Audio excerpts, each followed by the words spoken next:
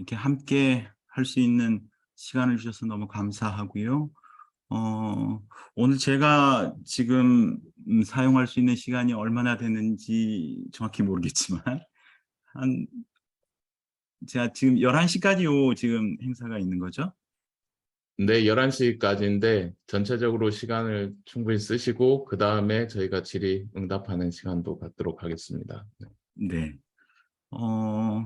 오늘 제가 이제 주제를 돌봄이라고 이제 잡고 좀 말씀을 드리려고 생각하는데 뭐 요 내용은 그냥 제가 그리스도인으로 사는 삶에 대한 고민 뭐 이런 어떤 그 내용들을 이제 순차적으로 좀 포함하고 있다고 보시면 좋을 것 같다 생각이 들고요. 뭐 아시는 분은 아시겠지만 제가 89 년도에 신학과를 입학을 해서요. 신학과를 이제 마치고 사회복지를 공부하게 됐었는데 뭐 어떤 선택에서든지 어떻게 그리스도인의 삶을 살 것인가와 관련된 이제 고민들이 늘 있었다고 생각이 되어지고요. 관련된 내용들을 제가 쭉 이렇게 좀 정리한 내용들을 말씀드릴 텐데 이것이 어 영남 합회 가마력 선교 사역을 위해서 좀 도움이 됐으면 하는 하여튼 바람을 갖고 준비를 했습니다. 음 제가 이제 대학교 4 학년 때 신학과 4 학년 때에 뭐 저희 때는 안금영 목사님이 아직 강의를 하고 계셨었는데요. 4 학년 때 현대신학이라는 과목이 있었습니다. 지금도 있는지 사실은 그전에도 없었던 것 같은데 고 해에 인제 그런 과목이 있었고요. 그러면서 현대신학에서 본 회포의 이야기를 1 시간 정도 인제 할애를 하셨었는데 그때 제가 쪼끔 여러 가지 좀 영향을 받았던 것 같습니다. 그래서 인제 저는 어 이후에 이제 신학과를 마치고 이제 사회복지 쪽에 인제 관심을 이제 갖게 됐었는데요. 지금도 인제 머릿속에 남아 있는 책의 내용 중에 하나가 이제 요 내용입니다. "어느 미친 운전자가 교통사고를 일으키며 달리고 있다. 당신은 부상자를 위해 기도만 하겠는가? 아니면 미친 운전사를 끌어낼 것인가?" 이러면서 사실은 여러분들 아시는 것처럼 이제 본 회퍼는 결국은 나치에 저항하다가 이제 교수형을 받게 되죠. 음 그런 부분들이 인제 저한테는 그리스도인으로서 어떻게 살아야 되는가와 관련돼서 상당히 도전적인 어떤 주제를 던져 줬고요. 그래서 제가 사회복지를 공부하고 나서 어 여러 가지 것들을 고민하다가 사실은 장애인 복지 현장에 있었습니다. 어 이제 1900 어 96 년에 제가 신학과를 졸업했나요? 졸업하고 그다음에 인제 어 2000 년에 제가 장애인 복지 현장에 갔었고요. 그때 가장 진보적이라는 장애 분야의 운동을 인제 시작하는 계기가 됐습니다. 이게 인제 2002 년도에 미국의 장애 분야에서 어 미국의 경우에는 1970 년부터 있었던 자립생활 운동과 관련된 부분들을 인제 공부하고 그것과 관련된 부분들을 한국에 접목하는 일들을 이제 진행을 했었는데요. 이 사진에 가만히 보시면 아마 여러분들 혹시 얼굴이 익숙한 사람이 있으신가요? 목사님들 저는 저기 아주 어려 보이죠? 뒤에 뒤에 서 있는 제 모습은 보이십니까? 네. 그중에 앞에 앉아 있는 분 중에 혹시 얼굴이 익숙한 분이 계신가요? 아직 모르시겠습니까? 어 혹시 이 사진을 보시면 어 우리가 인제 새로운 어떤 장애와 관련된 철학들을 도입하면서 미국에서 인제 연수하는 과정 중에 지금 이제 여기 있는 분은 보건복지부 이제 이후에 과장이 되셨고요. 민간인으로 계시다가 인제 요런 어떤 접목을 위해서 보건복지부로 들어가셨고 여기 나머지 분들이 다 현장에 계셨던 분들인데 지금은 다 교수가 됐어요. 다 교수 여기 이분은 뭐 경희대, 장신대, 한신대 다 교수가 됐고 혹시 이분은 여러분 혹시 아시겠습니까? 아직 모르시겠습니까? 네. 이분하고 같이 가서 이제 미국 장애운동에 대한 어, 이야기를 이제 듣는 시간입니다. 그래서 이쪽에서 이제 미국 콜로라도에 있는 덴버 지역의 아답트라는 굉장히 레디컬하게 운동을 하는 기관이 있었는데요. 눈이 동그래서 지금 보고 계시죠, 이분이.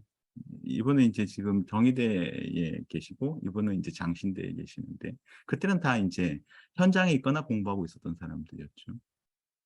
그때 이제 우리가 봤던 것들이 이제 이런 것들이었습니다. 장애인이 탈 수 없는 버스는 아예 막아버리는 거죠. 우리도 함께 버스를 타고 싶다.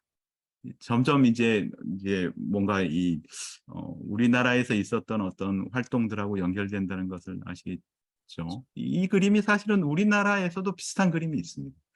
음, 심지어 이분들은 아예 여기서 이제 그 이불을 깔고 자는 것도 있고요. 그리고 아예 짐칸에 들어가 가지고 차를 못 가게 하는 운동을 펼치고 있죠. 이게 이제 장애인도 똑같은 시민이라는 장애 인권 운동의 역사 속에서 나타나는 모습들입니다. 당연히 경찰하고의 충돌이 많았었고요. 어, 신문에 이제 계속 이것들이 장식되기도 하고, 어, 심지어 이분들은 택시 밑에 들어가서 시위를 하기도 하고, 우리는 택시 관련된 운동들은 별로 안 하고 있는데, 아마 이 쇠사슬 묶고 운동하는 것들을 한국에서 사진으로 보셨을지 모르겠습니다. 이런 사진이 거의 그대로 있죠. 음, 그때 이제 함께 갔던 분이 아까 제가 이제 혹시 얼굴을 아시겠습니까?라고 했던 분이 이제 바로 이분이신데요. 음, 이렇게 놓으면 누군지 조금 아시겠습니까? 그렇죠? 요즘에 이제 지하철 4호선 소위 우리가 이제 전장현이라고 알려져 있는 그 시위를 주도하고 있는 분이시죠. 이분이 이제 아까 같이 연수를 2002년도에 벌써 20년 전입니다. 20년 전에 같이 이제 연수를 갔던 분이시고요. 이분하고 같이 계속해서 이제 정치권하고 대표로 움직일 때 이제 어, 이분이 이제 같이 움직이시는데요. 이분도 역시 제가 현장에 있을 때 집에만 누워 있는 분을 처음으로 밖으로 모시고 나왔고요. 이분을 이제 일본에 모시고 가서 일본의 최중증 장애인들이 어떻게 생활하고 계시는지를 보여드리면서 뭐 소위 의식화 작업들이 이제 진행이 됐었는데요. 이분은 지금 사실은 그 전기 배송 공사를 하는 노동자셨는데 큰 공사를 진행하시고 크리스마스 이브에 이렇게 이제 운전하고 귀가하는 길에 그때 살짝 눈이 왔었는데요. 페어 로터리에서 어, 뭐 크지 않는 사고가 났었는데 어, 경추 목을 다치셔가지고 목 이하가 전신 마비가 된 상황입니다. 그래서 최용기 회장님이라고 소위 이제 전장현 전철 세우는 그 단체의 리더십 중에 한 분이신데요. 뭐 이제 여러분들 이 사진은 이제 뉴스에서 많이 보셨겠죠. 그러면서 이분들이 장애인의 인권을 위해서 굉장히 이제 활동하시는 모습입니다. 어찌됐든지 여러 가지 논란은 있을 수 있겠지만요.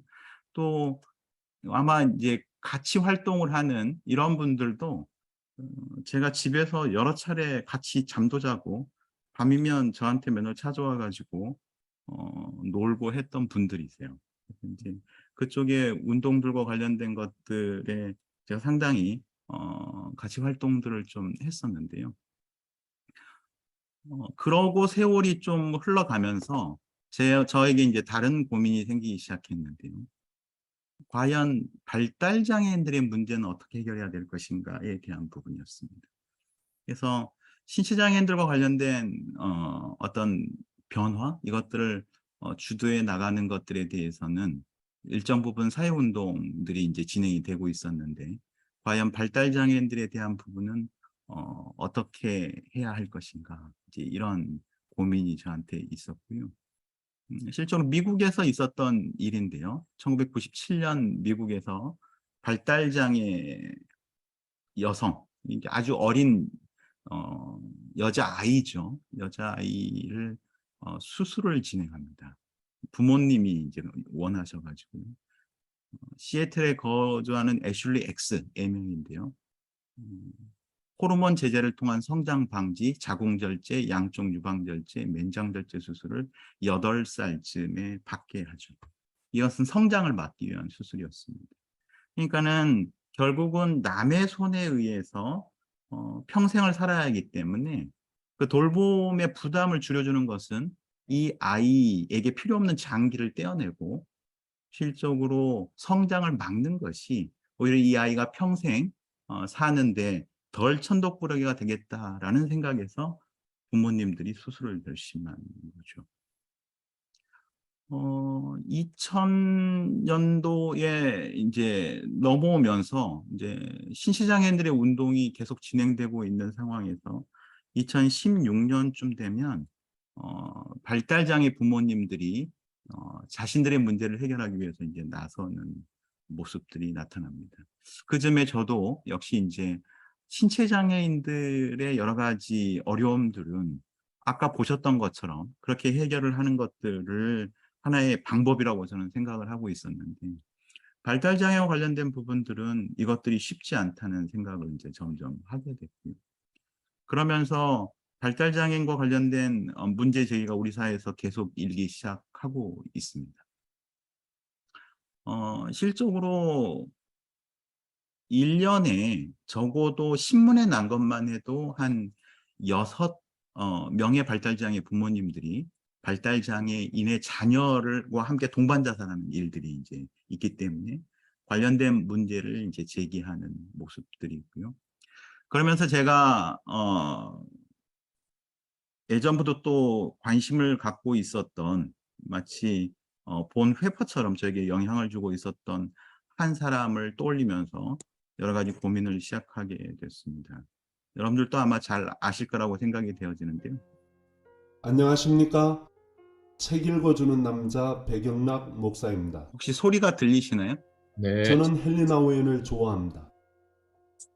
그는 솔직하기 때문입니다. 보통 영성 있다고 하면서 사실은 거룩한 척 위선을 떠는 경우를 자주 보았습니다.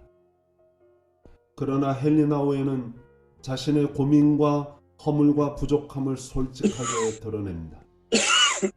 또 헬리나 오웬은 낮은 자리에 내려가기를 좋아합니다.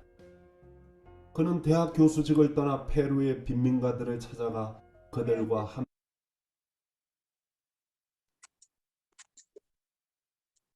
함께 생활하였습니다.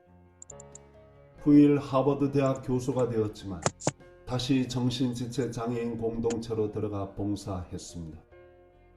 주어진 명예와 부귀를 버리고 내려간다는 것은 쉬운 일이 아니지요. 저는 헬리나 오웬의 솔직한 고민과 아픔을 읽을 때마다 크게 공감이 되곤 합니다.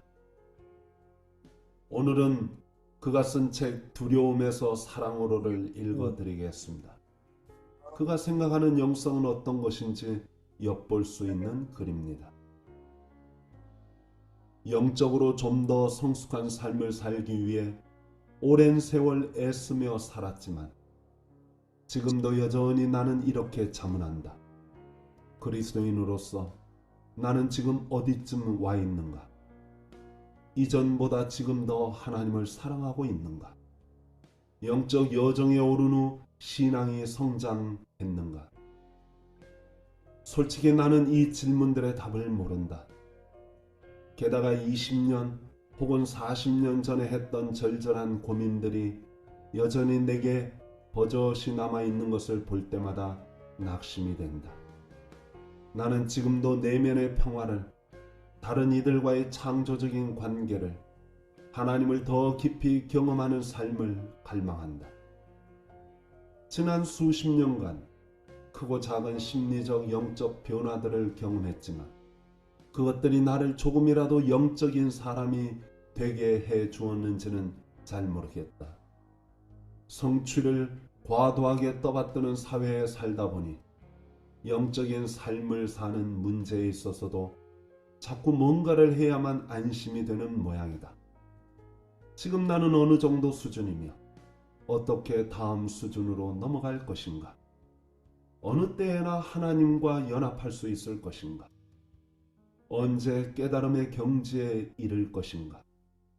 많은 훌륭한 성인들은 자신의 종교 체험을 기술했고 또 다른 성인들은 그것을 여러 순서, 수준, 단계로 체계화했다. 그런 구별이 지침서를 쓰는 이들에게는 유익할지 모르나 성령의 삶을 말할 때는 측정하겠다는 생각 자체를 아예 버려야 한다. 영성 개발은 완성에 이르는 단계들이 아니다. 영성 개발은 진리를 우리의 머리에서 가슴으로 내려보내는 움직임이다. 우리를 하나님과 서로와 참 자아와 연합하게 해주는 기도를 통하여 말이다. 감사합니다. 헨리 나우에 대해서 뭐 여러분들도 잘 아시겠지만 그가 이제 데이브레이크로 가는 길이라는 이제 책을 쓰는데요. 이 책은 하버드 대학 교수를 그만두고 데이브레이크라는 장애인 시설로 가서 활동하는 1년여의 시간의 일기이죠. 그가 1987년 5월 20일에 어린 아이 하나를 영접한다는 것이라는 일기를 쓰는데요. 그 일기에는 이제 이렇게 적혀져 있습니다. 누구든지 내 이름으로 이런 어린 아이 하나를 영접하면 곧 나를 영접하며 누구든지 나를 영접하면 나를 영접함이 아니요 나를 보내신 이를 영접함이라. 이 성경 구절을 가지고요. 그가 있었던 일들을 이야기하면서 이렇게 이제 일기를 진행시키는데요. 어제 길을 가는데 웬 거린이 불쑥 끼어들었다. 줄임배를 채울 수 있도록 잔돈 몇 푼이라도 보태달라는 얘기였다. 못 본 척 지나칠 줄 알았는지 10달러짜리 지폐를 내밀자 화들짝 놀라며 고마워했다. 이 큰 선물에 어안이 벙벙해진 거린과 달리 난 갑자기 깊은 슬픔에 빠졌다. 어린이들 가운데 하나를 영접하려면 스스로 보잘것없는 존재가 되어야 한다. 하지만 나는 지금도 스스로 얼마나 대단한 인물인지를 늘 궁금해한다. 심지어 너그러운 마음가짐까지도 이만하면 썩 괜찮다는 자부심을 갖는데 보탬이 될 수 있다. 하지만 예수님은 말씀하셨다. 누구든지 첫째가 되고자 하면 그는 모든 사람의 꼴찌가 되어서 모든 사람을 섬겨야 한다. 기꺼이 이 거린의 종이 될 수 있었을까? 실제로 10달러를 보태주는 순간 상대방이 감사합니다. 정말 정말 감사합니다라며 머리를 조아리게 만들 수 있는 주인이 되어버렸다. 사실 헨리 나우에는 1932년생이고요. 뭐 신학과 심리학을 공부하고 에일 대학에서 신학과 교수로 한 10년 정도 있었고요. 하버드에서 한 2년 정도 있었는데 그때는 굉장히 힘들었던 것 같습니다. 그의 이제 자서전들을 보면. 그래서 그가 1986년에 라리쉬라는 발달장애인들의 공동체로 떠나게 되고요. 거기서 그가 몇 년의 세월을 아담이라는 친구를 돌보면서 보내게 됩니다.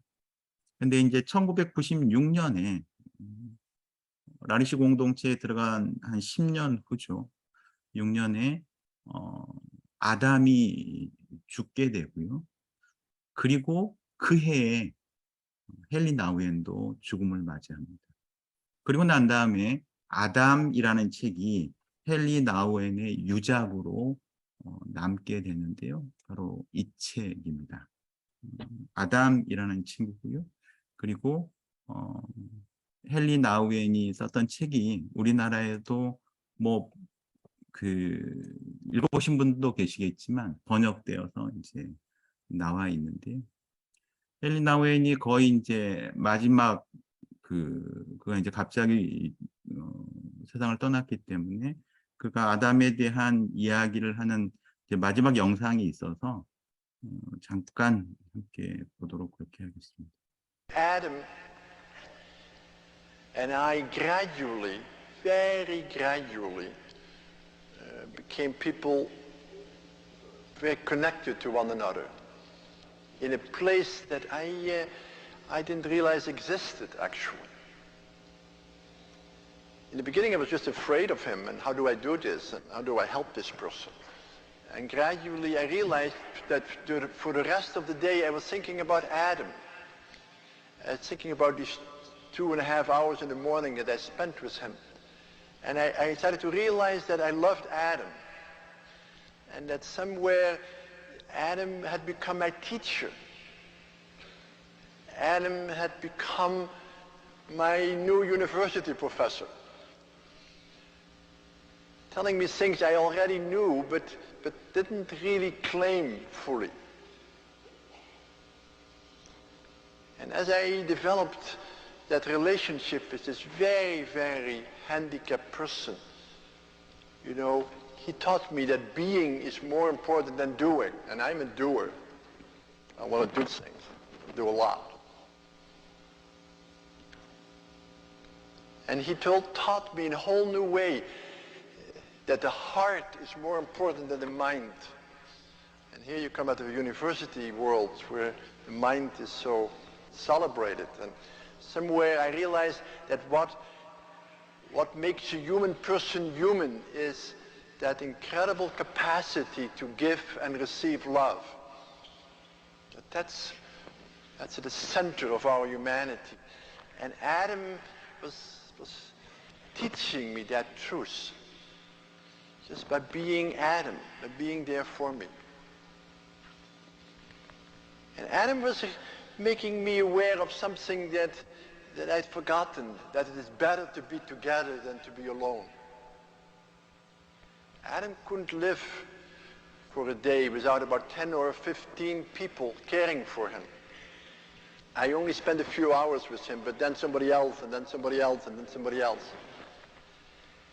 And in the Daybreak community, people came from South Africa and South America, and from Japan, and from Australia, and from Holland, and Germany, United States, to be assistants. And we wouldn't be able to get along very well with one another if it wasn't for Adam. Suddenly I realized that Adam was saying, for me to live, you have to love one another. And in a way, Adam was the most precious part of the body that needed a lot of protection, but also that created the body. And this very handicapped person became the source of life for hundreds of people, and for me, first of all.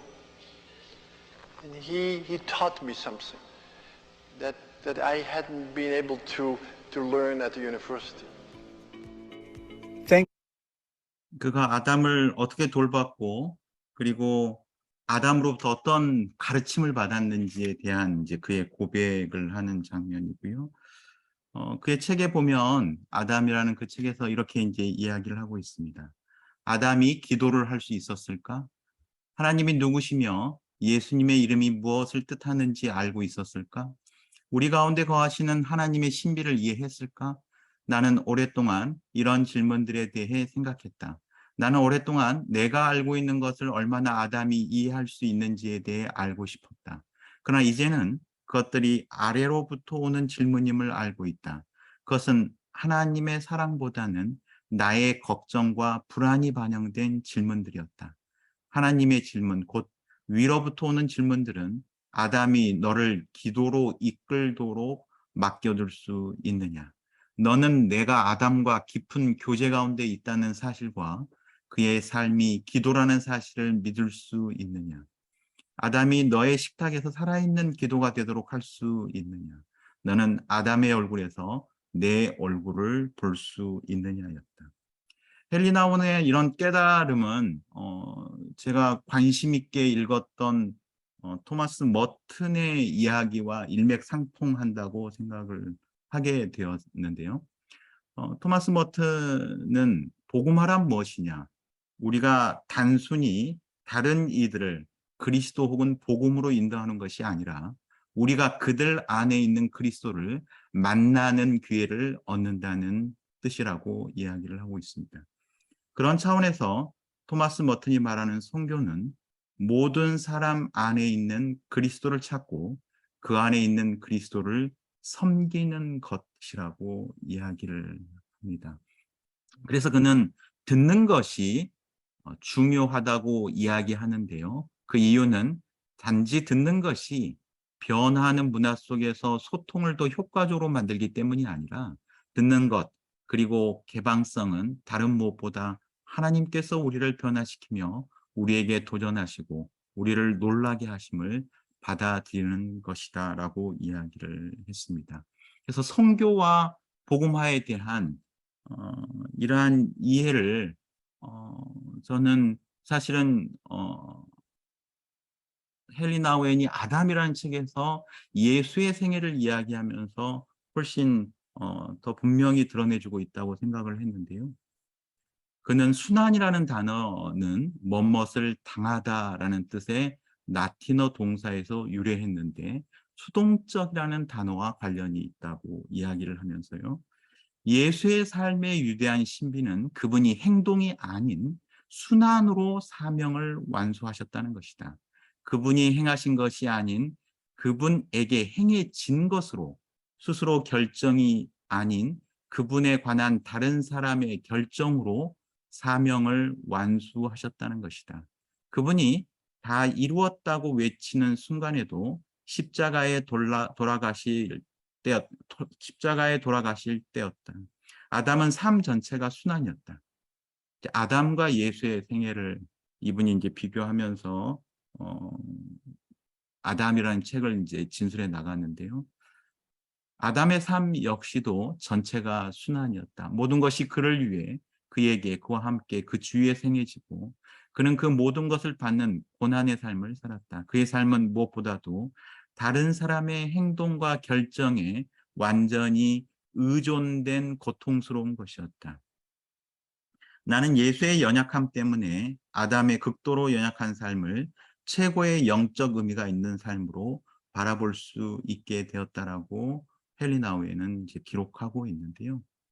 그래서 저 역시 장애와 관련된 일들, 저에게 주어진 일들을 고민하면서 예전에는 사실은 인디펜던트에 굉장한 관심을 가지고 있었습니다. 소위 이쪽 분야에서는 이걸 자립이라고 이야기를 하는데요. 스스로 주체적으로 주체성을 가지고 무언가를 하는 것을 이야기를 이제 하죠. 근데 의존이라는 의미는 상당히 이런 맥락에서 부정적으로 사용되어 왔습니다. 그래서 장애인은 사회로부터 자립할 수 있는 존재고 사회는 그들의 의존을 계속해서 고양시키는 어떤 형태로 존재해서는 안 된다라는 이야기를 이제 많이 하고는 했었는데요. 저는 의존의 가치를 발달장애인 그리고 헨리 나우엔의 이야기 속에서 그리고 예수님의 모습 속에서 좀 다시 한번 보게 됐습니다. 그러면서 발달장애와 관련된 부분에 이러한 문제 제기를 이제 제가 보게 됐는데요. 발달장애인에게 편의를 제공하고 지금 이제 그 대중교통의 접근성, 그렇죠? 이런 것도 이제 편의의 한 가지라고 볼 수 있는데요. 차별 금지 혹은 동등한 기회를 제공한다면 이들은 자립할 수 있겠는가라는 문제 제기를 하는 이야기를 제가 듣게 되었습니다. 이게 바로 이제 이 그림에 나와 있는 친구가 쉐샤라는 친구이고요. 그리고 이 뒷모습이 지금은 나와 있는데 바로 이분이 쉐샤의 어머니는 에버 키테이입니다. 키테이는 사실은 뉴욕 대학의 교수인데요. 그가 의존에 대한 부분들을 재해석하면서 돌봄의 중요성을 이야기를 이제 하는 책을 오늘 좀 소개하면서 제 이야기를 계속 이어나가려고 하는데요. 에바 키테이는 돌봄 사랑의 노동이라는 책에서 인간의 어떤 보편성으로서의 의존의 가치를 굉장히 중요하게 생각을 하고 있고요. 그 의존이 결국 어떤 인간들의 돌봄의 반응을 불러오는 것이라는 이야기를 하고 있는데요. 에버케테는 1946년생인데 사실은 우리나라에도 몇 번 왔었고요. 이분이 이제 고대에서 한 3, 4년 전에 세미나를 했을 때 저희 박사과정 학생인데요. 안영진 박사가 거기에 참여하고 뭐 이제 이분의 책에다 이제 사인을 받는 모습을 제가 가지고 왔는데, 이 책 돌봄 사랑의 노동에서 돌봄에 대한 근원을 이야기할 때 이렇게 이야기를 하고 있습니다. 가장 보편적인 전제의 하나로 우리 모두는 어느 엄마의 아이라는 사실입니다. 그러니까는 우리는 결국은 어머니로부터 태어났는데, 우리가 태어날 때는 갓난 아이였고 갓난 아이는 철저히 의존적인 상태에 있다는 거죠. 통상 우리 사회에서 자립의 가치를 중요하게 생각하기 때문에 결국 학교에 진학, 그리고 좋은 직장을 갖는 것, 그리고 가정을 이루는 것, 이런 과정 자체를 다 자립의 과정으로 보면서 우리가 끝없는 자립과 주체성을 향해서 이제 가는 것이 어쩌면 바른 길인 것으로 늘상 우리는 생각을 하고 있는데요. 오히려 이 책에서는 의존이라는 것이 인간의 보편적인 특성이라고 이야기를 하고 있습니다. 누구나 공유할 수 있는 것은 의존이라는 것이고, 그것이 실제라는 것이죠. 사실 우리가 이야기하는 자립 혹은 독립이라는 것은 굉장히 모호하고 추상적인 개념일 수 있다라고 이야기를 합니다. 그러니까 우리가 독립한 상태에, 가장 잘 자립한 상태에 있는 사람은 도대체 누구인가? 어떻게 되었을 때 인간은 자립했다고 이야기할 수 있는가? 이런 질문들을 던졌을 때는 그 개념이 굉장히 모호해지고 여러 갈래로 이제 나뉘게 된다는 이야기죠. 하지만 의존은 굉장히 보편적이고 구체적이라고 이야기를 이제 하는 겁니다. 그래서 내가 다른 사람의 취약성 혹은 의존성에 응답하는 것은 사실은 의존 노동자로서 어떤 의존자에게 나의 노동을 제공하면서 돌봄을 행하면서 내가 상대방을 수발할 때에, 이때 우리는 평등이라는 개념을 가질 수 있는데, 그것은 나도 역시 어느 엄마의 아이로서 보편적인 의존 혹은 철저한 의존 상태에 있었기 때문이라는 것이죠. 그래서 이런 보편성을 돌봄에 대한 근원적인 내용으로서 이야기를 하고 있는데요. 우리가 살면서 태어나서 죽을 때까지 실질적으로 그 의존은 불가피하다는 것입니다. 그래서 의존이 아주 특별한 사람들의 예외적인 상태, 마치 아담이나 철저한 중증 장애인들처럼 그런 사람들의 예외적인 상태라고 이야기할 것이 아니라, 의존은 우리 모두가 갖게 되는 보편적인 특성이라고 의존을 뒤집어서 이제 해석을 하는 거죠. 그래서 의존은 예외적인 조건이 아니다. 의존을 예외적인 것으로 간주하는 시각은 인간 생존뿐만 아니라 인간 문화의 발전이라는 목적을 위한 상호관계의 중요성을 간과하게 한다. 의존의 취약성으로 말미암아 누군가는 필연적으로 이를 돌봐줘야 하는 조건이 조성되게 됩니다.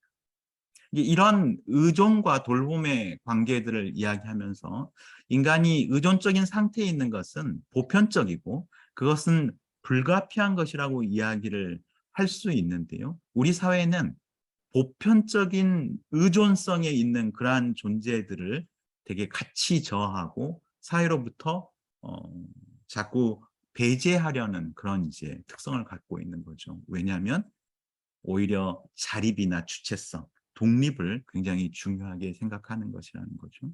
그렇기 때문에 의존적인 상태에 있는 사람들을 같이 절하해서 대하는 경우들이 이제 많다는 겁니다. 그런데 의존은 보편적인 것이고 우리 누구나 다 경험했었고 앞으로 경험하게 될 것이기 때문에 그 의존이 요구할 수밖에 없는 돌봄이 또한 필수적이라고 이야기를 합니다. 이 돌봄이라는 것은 사실은 우리의 생명을 지탱해 주는 것인데요. 그래서 돌봄이라는 것은 우리에게 여러 가지 것들을 제공해주는 굉장히 중요한 개념이라고 생각이 되어집니다. 그래서 잘된 돌봄, 마치 엄마가 아이를 돌보는 것처럼 잘된 돌봄은 세 가지 특성을 갖게 되는데요. 그 첫 번째가 바로 생명을 보존하는 것이고, 두 번째가 그를 사회화시켜 내는 것이고, 세 번째가 성장을 증진시켜 주는 것입니다. 그러니까 실질적으로 우리가 어떤 사람을 돌본다라고 이야기한다면 그 돌봄에는 세 가지 요소가 들어 있어야 된다는 것이죠.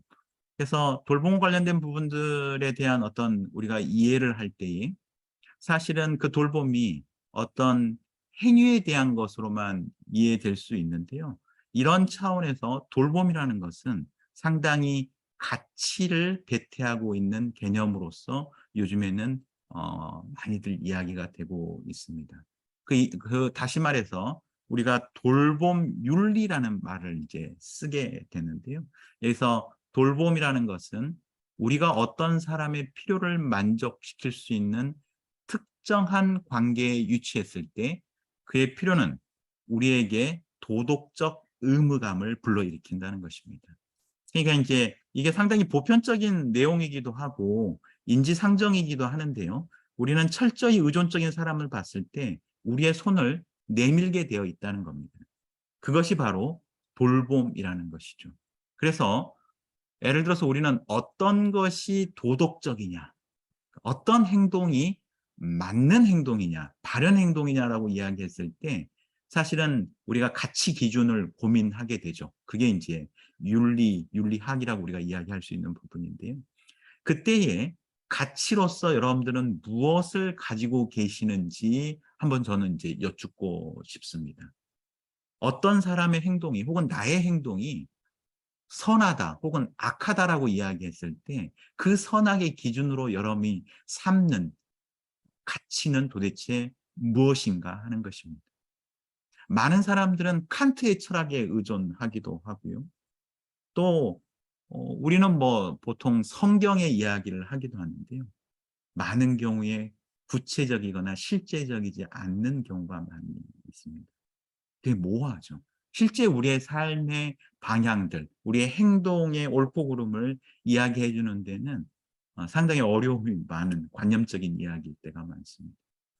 근데 돌봄 윤리에서는 우리는 다 누구든지 의존적인 위치에 있었던 경험이 있고 앞으로도 얼마든지 그러한 철저한 의존적인 존재가 될 가능성이 있기 때문에 현재 의존자들에 대해서 내가 반응하는 것은 의무이다라는 어떤 가르침을 주고 있습니다. 그래서 이것을 취약성에 응답하는 의무다 이렇게 이제 이야기를 하고 있는데요. 이런 개념이 요즘에 이제 많이들 논의가 되고 있어서 아마 들어보신 분들도 계실 거라고 생각이 드는데요. 이것을 우리가 소위 돌봄 윤리라고 이야기합니다. 근데 많은 학자들이 돌봄 윤리와 관련해서 그 도덕적 요구의 근원, 그러니까 이제 어떤 사람이 의존적인 상황에 있었을 때 굉장히 연약하고 어떤 어려움 속에서 자기가 그것을 극복할 수 있는 힘이 전혀 없는 어떤 존재를 우리가 봤을 때에 우리는 거기에 반응하게 되죠. 그리고 그것에 대해서 우리는 착한 일을 했다고 생각을 하게 됩니다. 그러니까 암암리에 우리가 돌봄 윤리라는 이야기를 하지 않는다 하더라도 우리 삶 속에 이러한 실천을 하고 있는 경우가 굉장히 많은데요. 학자들은 도대체 그러한 도덕적 요구가 나타나고 그다음에 많은 사람들이 그것에 반응하는 근원적인 이유가 무엇인지는 충분히 밝혀지지 않았다라고 이야기를 합니다. 근데 이제 우리는 충분히 알 수 있고 혹은 우리의 믿음의 근거에서 이러한 이야기를 할 수 있다고 생각하는데요. 다시 헨리 나우엔의 아담이라는 책 86쪽에는 이렇게 이야기를 하고 있습니다. 그러나 겟세마네에서 이 모든 활동이 갑자기 끝났다. 그곳에서 예수님은 바로 고난 받으시기 위해 제자 중 하나에 의해 넘기우심을 받았다. 바로 그곳에서 더 이상 아무것도 하실 수 없었다. 모든 것이 그분에게 행해졌다. 그분은 체포되었고 옥에 갇혔으며 헤롯과 빌라도의 앞에 끌려 가셨고 채찍질을 당하셨다. 가시관을 씌움을 받았고 지고 갈 십자가가 주어졌고 옷이 벗겨졌고 십자가에 못 박히셔서 죽을 때까지 조롱받으셨다. 그분은 더 이상 행동할 수 없었다. 그저 다른 사람에 의해 수동적으로 당할 수밖에 없을 뿐이었다. 이러한 예수님의 모습을 헨리 나우에는 바로 아담과 연결해서 또 이야기하고 있습니다.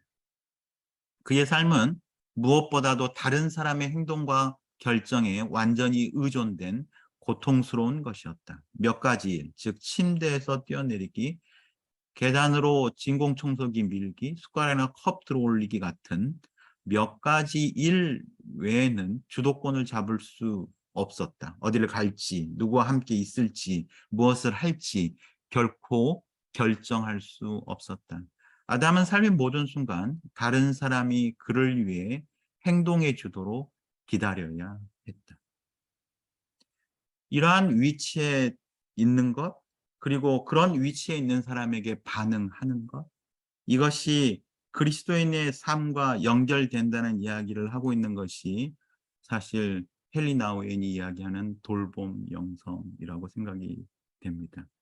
이 돌봄 영성에서 가장 중요한 성경 구절로 이야기하고 있는 것은 너희 아버지의 자비로우심 같이 너희도 자비로운 자가 되어라라는 내용입니다.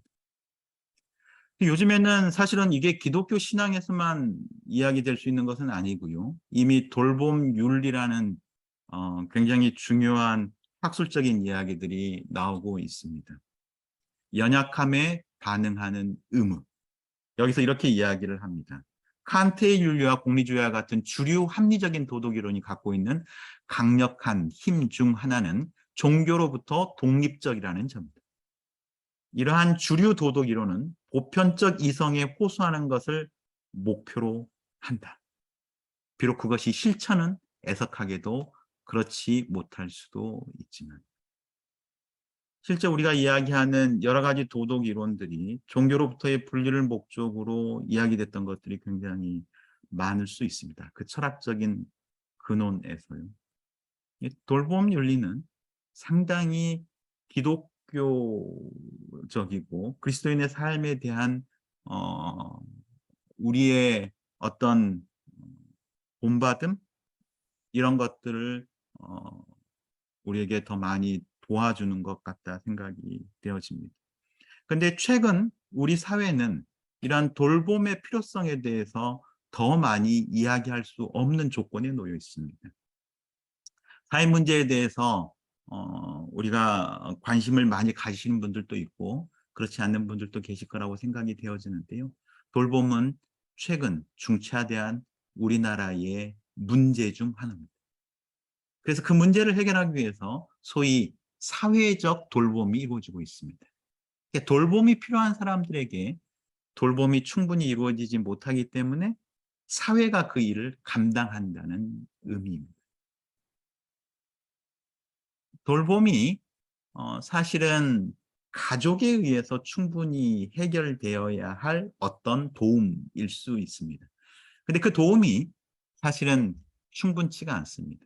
공동체가 여러 가지로 힘을 잃고 가족이 그 기능을 충분히 하지 못하는 상황에서 돌봄은 사회적으로 이루어져야 하는 상황에 처해 있는 것이 오늘날의 가장 큰 사회 문제 중에 이제 하나인 거죠.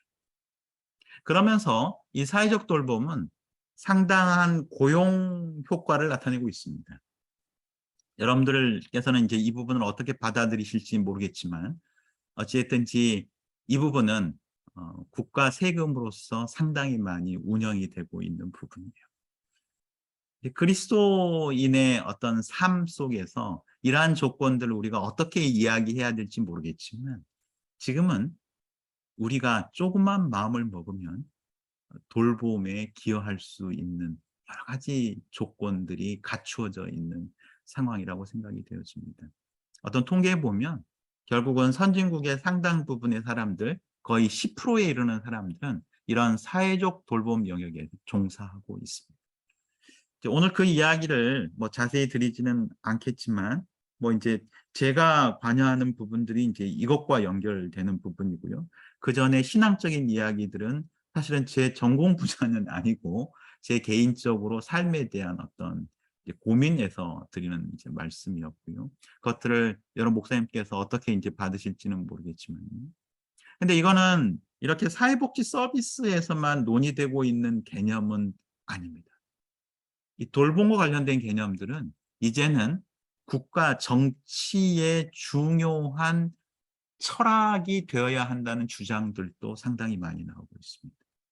그래서 이게 이제 정치학을 하는 사람들이 관련된 책들을 쓰고 있습니다. 아마도 지난 대선에서도 어떤 진보적인 정당은 돌봄 국가라는 이야기를 하기도 했습니다. 그만큼 돌봄이라는 것이 우리 사회의 중대한 이슈가 되었다는 것이죠. 사실은 우리 사회의 서로 간의 어떤 공동체, 사랑을 나누는 공동체가 그 기능을 하지 못하게 되고 가족이 해체되는 상황 속에서 이런 것들은 국가의 중요한 아젠다가 될 수밖에 없을 거라고 생각이 되어지는데, 이것을 근원적으로 해결하려는 생각을 갖고 있는 사람들은 교육학 쪽에서 굉장히 많은 고민을 하고 있습니다.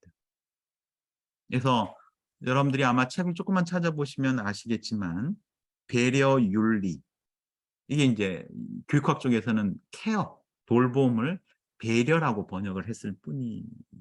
돌봄 윤리와 돌봄 교육, 이것이 굉장히 중요한 또 교육학 쪽의 이슈가 되기도 합니다. 그래서 이쪽 사람들은 하는 이야기가 도대체 왜 교육을 받는가라는 이야기입니다. 사람을 왜 교육시키는가? 어떤 사람이 되게 하려고 교육시키는가? 남보다 더 나은 사람이 되려고 교육한다는 생각을 우리는 종종 할 수 있죠. 더 좋은 대학에 가고, 더 좋은 직장을 얻고, 더 많은 돈을 벌기 위해서 교육을 하고 받는다고 생각을 통상 하는 것 같습니다. 뭐 저도 마찬가지고요. 근데 다시금 생각해 보면 돌봄, 나를 돌보고 내 주위 사람, 가까운 사람을 돌보고, 그리고 내 주위의 생물들을 돌보고, 그리고 무생물인 것들까지도 돌보면서 우리의 관계를 끊임없이 넓혀 나가는 것이 교육의 핵심이 되어야 하지 않는가. 교육받은 사람들은 무엇을 할 수 있어야 되는가? 다른 사람을 더 많이 돌볼 수 있는 존재가 되어야 된다는 반성들이 이제 나타나고 있는 거죠. 그래서 실적으로 어떤 커리큘럼은 돌봄으로 모든 것들을 정리하기도 합니다. 나를 돌봄. 이것이 우리가 배웠던 교과목의 상당 부분을 커버할 수 있습니다. 그 다음에 내 이웃을 돌보는 것. 그 다음에 사람이 아닌 생물, 식물들을 돌보는 것. 이 과학과 연결될 수 있는 여지들이 이제 많이 있기 때문에. 그래서 요즘에는 국방도 돌봄이라고 이야기를 해서 여성들이 국방부 장관을 하는 나라들이 이제 생기는 겁니다. 이게 국가 체계 전체에 있어서 이런 도덕적인 어떤 변화, 가치의 변화, 이런 것들이 지금 상당히 중대하게 요청되고 있습니다. 우리 환경의 문제 역시 이것과 연결될 수 있다고 생각이 되어집니다. 그래서 돌봄이라는 것은 사실은 영성과도 뗄래야 뗄 수가 없는 내용이라고 생각이 되어지는데요. 우리가 영성을 이해할 때 보이지 않는 내 내면의 깊은 것들과 관계 맺기, 그리고 보이지 않는 광활한 어떤 우주를 넘어서는 어떤 것과 관계 맺기, 이것을 우리가 영성이라고 이야기한다면 돌봄은 영성과 떼어서 생각할 수 없는 개념일 수 있겠다 생각이 되어집니다. 하버드 대학 같은 경우는 아예 학생을 뽑을 때 이런 프로젝트를 진행하고 있습니다. 실적으로 하버드 대학에서는요, 어떤 사람이 더 공부를 잘할 수 있겠는가와 관련된 건 대신 입학 사정의 기준에 케어링을 집어넣는 운동들을 진행을 하고 있는데요. 이게 하버드 대학이 진행하고 있는 Making Caring Common 프로젝트입니다. 근데 이러한 프로젝트 안에 하버드 교육대학원에서는 많은 고등학교가 참여하기를 바라면서 여러 가지 프로그램들을 만들어내고 있습니다. 하버드 대학이 조사하기로는 미국 고등학교 학생들의 22%만이 타인에 대한 배려, 이것이 중요한 가치라고 꼽았다고 이야기를 해요. 나머지 78% 학생들은 성취, 이것을 중요한 가치로 뽑았다고 이야기를 합니다. 그래서 실적으로 고등학교가 많은 다른 학생들을 돌볼 수 있는 프로그램들을 진행하는 것들을 하버드 대학에서 계속해서 프로젝트로 만들어내고 있고, 그 다음에 학생들을 교육하는 과정뿐만 아니라 학생들을 선발하는 과정 속에서도 이러한 것들이 이제 묻어날 수 있게 한다는 거죠. 그래서 저는 지금 오늘 뭐 다른 구체적인 사회복지와 관련된 말씀은 좀 제하기로 하고요. 영남합회가 가마력 사업들을 진행하고 있을 때 무엇을 주제로 진행하고 계시는지 이제 사실은 좀 상당히 궁금한 부분이 있고요. 그리고 이 돌봄과 관련된 이슈를 연결시켜서 우리의 가마력을 넓혀 나가는 부분들에 대해서 관심을 가져주십사 하여튼 부탁드리기 위해서 저는 이제 이 시간에 여러분들께 이런 말씀을 드리고 있다고 생각이 되어지고요. 이것이 아마 우리가 하려는 프로젝트에 상당히 그 연결고리들이 있을 거다, 이런 생각을 이제 이런 어떤 기대 혹은 예측, 이런 것들을 제가 좀 하면서 이런 내용들을 좀 준비를 했고요. 그러면 이제 구체적으로 어떻게 해야 되는가? 이 부분은 아마 여러분들께서 지금 어떤 활동들을 하고 계시는지, 그 다음에 어떤 활동들을 하려고 하시는지, 그 다음에 영남화폐는 어떤 우리 사회에서 어떤 모습으로 위치하기를 바라시는지, 이런 부분들과 연계해서 혹은 기독교 가치를 어떻게 우리 삶 속에서 나타나 보여줄 수 있다고 생각하시는지, 이런 내용들과 관련해서 아마 논의가 이루어지면 우리가 어떤 교회에서 실천들이 있을 수 있겠는지 관련하여서, 이런 가마력 사고 관련해서 논의들이 훨씬 더 구체화될 수 있을 거라고 생각이 되어집니다. 그래서 뭐 다른 형태의 사업들 혹은 다른 주제를 가지고 진행하고 계시는 모든 사업들도 훌륭할 수 있을 거라고 생각이 되어지는데, 제가 이제 이 부분에 관심이 있기 때문에 혹시 이 부분과 관련한 프로젝트를 하기를 원하시면 제가 하여튼 뭐 조언도 드리고 같이 할 수 있는 여러 가지 방법들을 공유해 볼 수 있다는 말씀드리면서 제 이야기는 여기서 마무리하도록 그렇게 하겠습니다. 감사합니다.